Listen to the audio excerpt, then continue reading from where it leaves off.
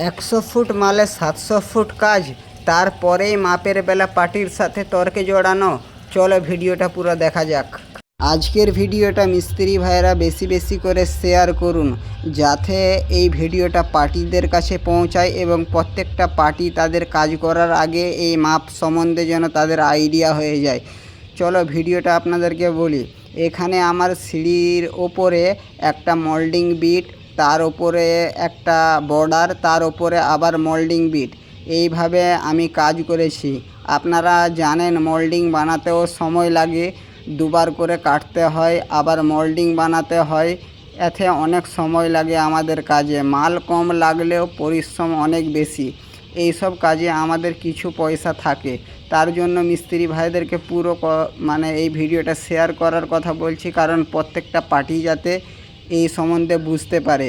অবশ্যই আপনারা এর রালিং ফিট কত করে নেন সেটাও জানাবেন, এবং মোল্ডিংয়ের রালিং ফিট কত সেটাও জানাবেন, এবং অবশ্যই এই ভিডিওটা দেখার পরে কমেন্টে জানাবেন আপনাদের মতামতটা কী। এবং এইগুলো আমার যে এখানে মোল্ডিং বিট এবং একটি বর্ডার, নিচে স্কার্টিং, তার উপরে মোল্ডিং বিট, প্রত্যেকটা কিন্তু রালিং ফিটে আমার মাপ ঘুরবে। এখানে অনেক সময় আমরা বলে থাকি যে মোল্ডিংগুলো রয়েছে, মোল্ডিংয়ের মাপ আলাদা, বিটের মাপ আলাদা। অবশ্যই আপনারা কমেন্টে জানান এটা কি সত্য বা এইভাবে নেওয়া উচিত মাপ, সেটাও আপনারা কমেন্টে জানাতে ভুলবেন না। আর আপনারা কিভাবে মাপ করেন সেটাও আমাদেরকে বলে যাবেন। আর হ্যাঁ ভাইরা, আমরা পাবলিক বাড়িতে কাজ করি, আমরা কোনো অ্যাপার্টমেন্ট বা ইঞ্জিনিয়ারিং বিল্ডিংয়ে কাজ করি না। অবশ্যই আমাদের মাপঝোঁকটা ইঞ্জিনিয়ার সিস্টেমেই হবে। অবশ্যই এই ভিডিওটা বেশি করে শেয়ার করুন, এবং মাপের সম্বন্ধে যেসব পার্টিরা আপনাদের সঙ্গে তর্কে জড়ায় সেই সব পার্টিদের কাছে এই ভিডিওটা বেশি বেশি করে শেয়ার করুন। অবশ্যই কাজ করানোর আগে মাপ সম্বন্ধে আইডিয়া নেবেন মিস্ত্রির কাছ থেকে, তারপরেই কাজ করাবেন। আর আপনি যদি মাপ সম্বন্ধে জানতে না চান, অবশ্যই মিস্ত্রির কাছ থেকে কন্টাক্টে কাজ করাতে পারেন।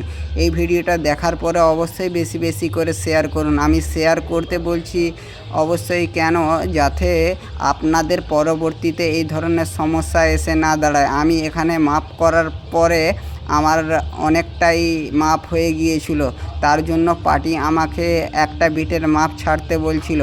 এখানে আপনারাই বলুন একটা বিটের মাপ ছাড়তে গেলে কত পরিশ্রম করতে হয়।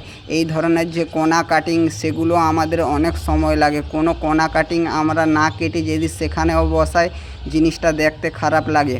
আর এখানে আমি এইভাবে ফ্রেম সহ প্রত্যেকটা মোল্ডিং ডবল করে ঘুরিয়েছিলাম, এবং মাঝখানে কালো বিট দিয়ে।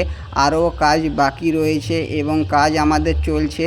এই নয় আমার সঙ্গে কিছুই হয়নি, এটা আপনাদেরকে জানানোর জন্য।